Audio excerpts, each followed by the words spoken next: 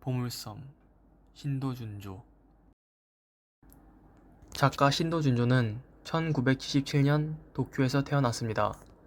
순수 문학부터 라이트 노벨에 이르는 다양한 장르의 작품을 집필했습니다. 신도준조는 항상 자기 소설은 내가 읽고 싶다는 마음가짐으로 시작한다고 했습니다.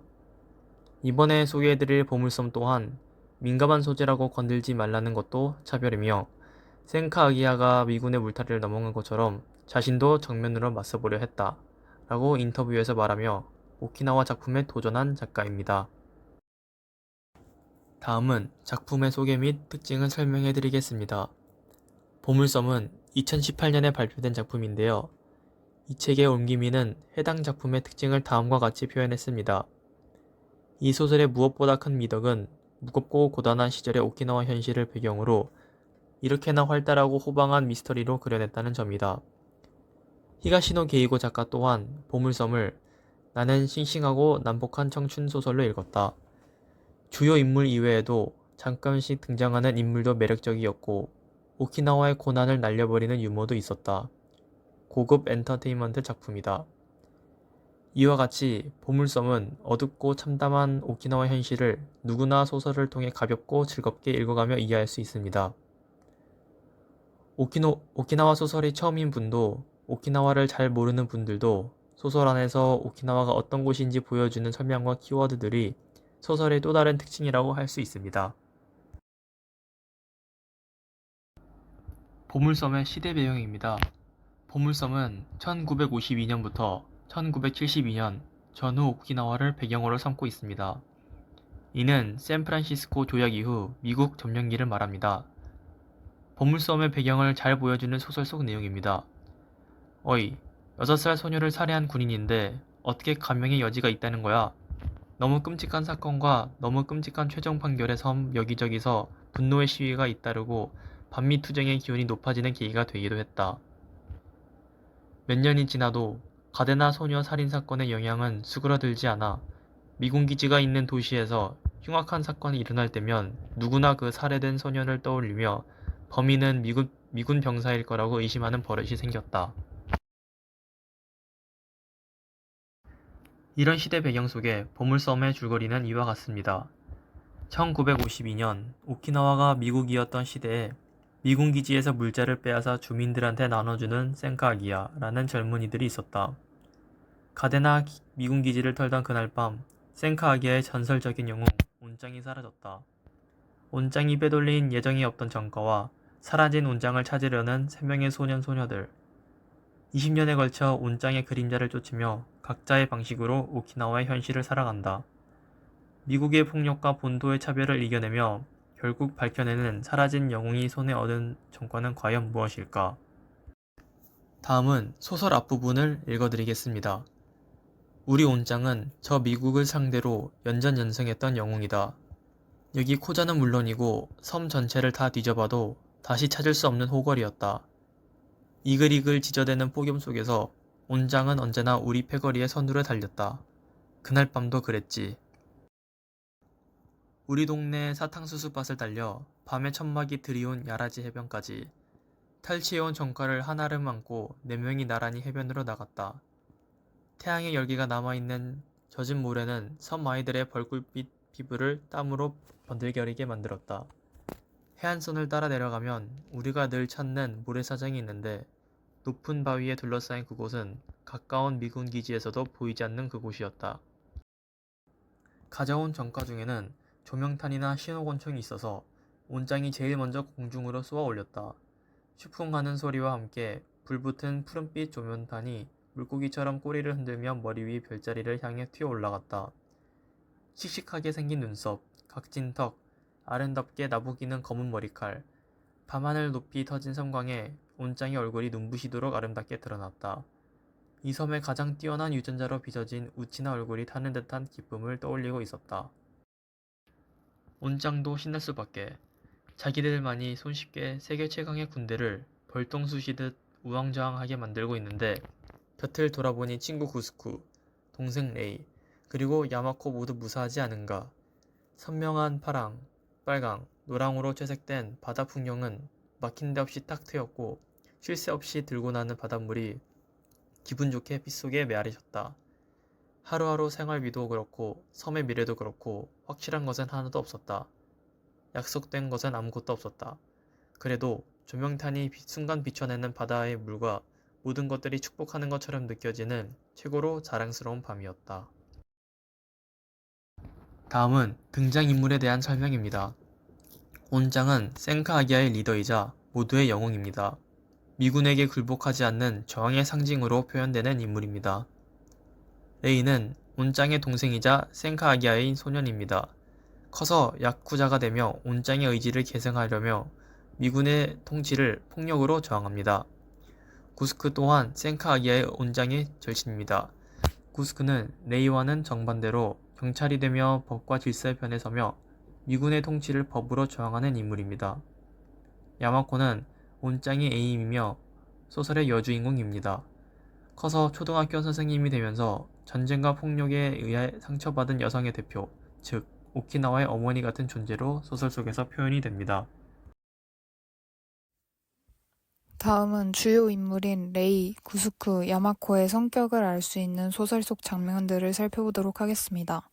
먼저 레이의 적극적인 대응 방식을 알 수 있는 대목을 소개해드리겠습니다. 당신이 뭘 모르네. 이곳은 건물도 비품도 거의 다 미군이 불화한 것이고 소동이 일어나면 관사는 즉각 미군 사령부로 변해.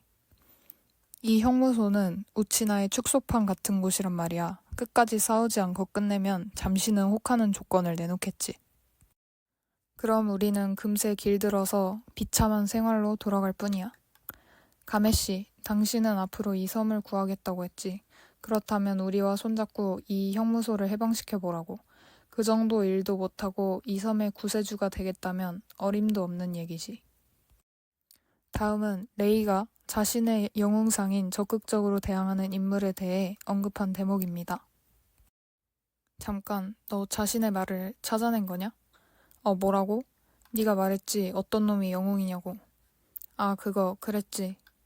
레이는 잠깐 뜸을 두었다가 학대받는 우리를 해방시킬 수 있는 사람이 영웅이지. 그것을 위해 싸우는 힘을 갖춘 사람이 영웅이야. 우리가 쫓아다니던 사람은 그런 남자였어. 너도 알겠지만. 아, 그렇다. 코자 최고의 센카아기아는 그런 남자였다.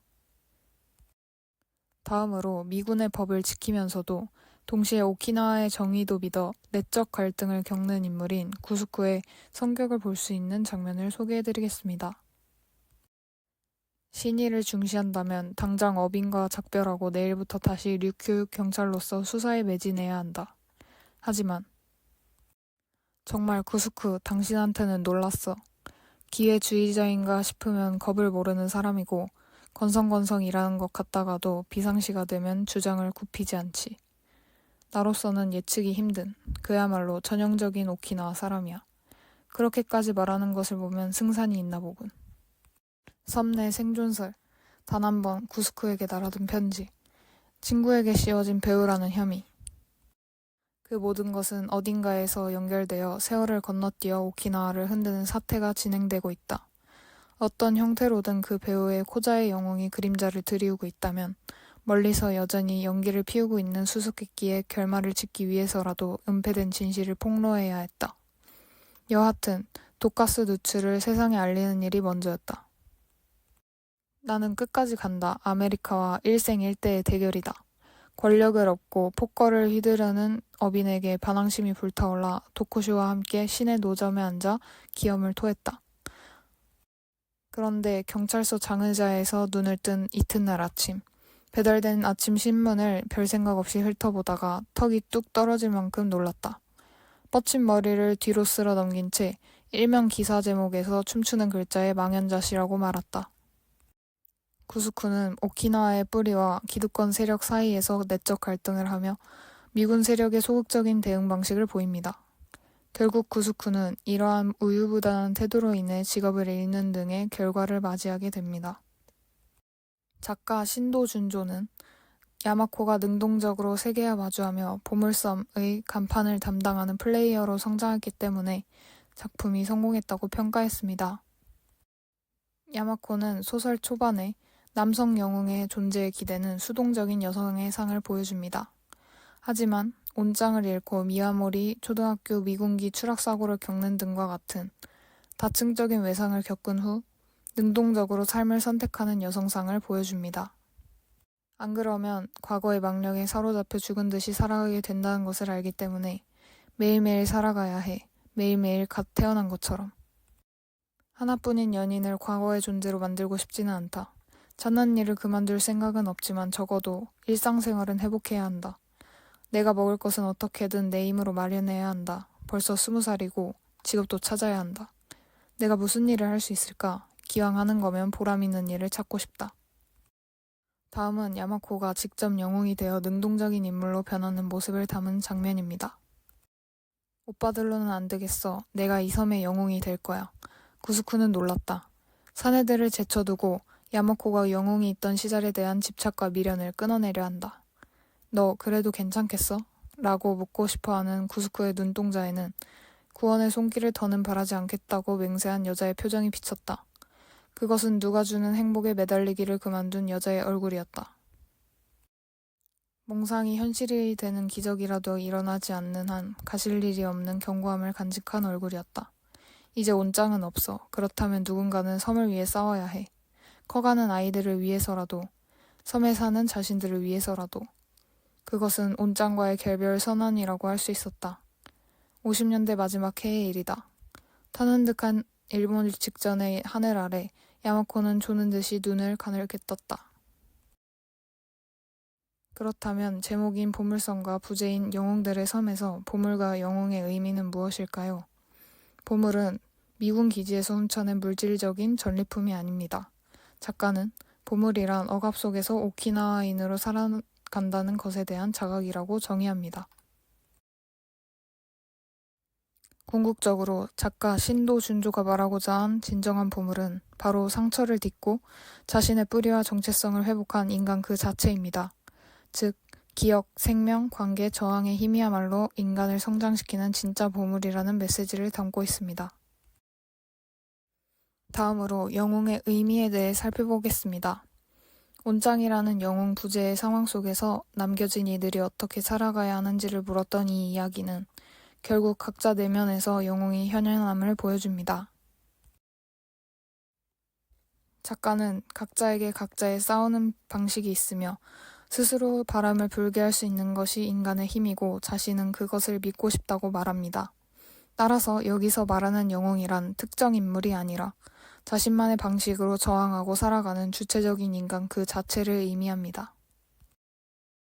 끝으로 글의 핵심 사건이었던 온장의 전과, 즉 온장의 보물을 찾은 대목을 소개해드리고 영상 마무리하도록 하겠습니다.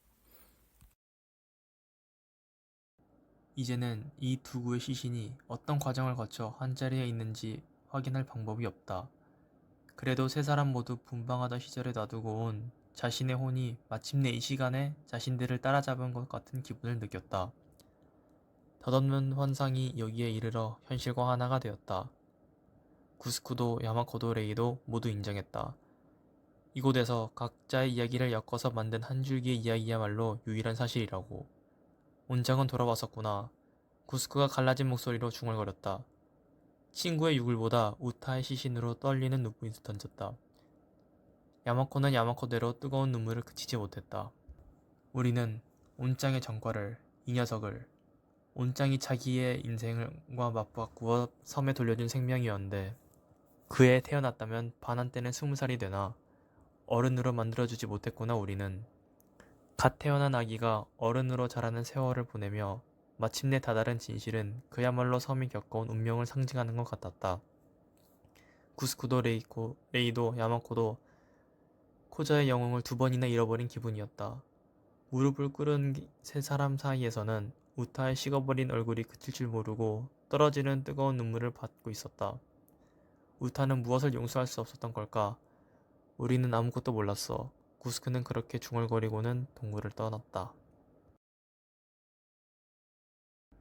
이상으로 영상을 마치겠습니다. 경청해주셔서 감사합니다.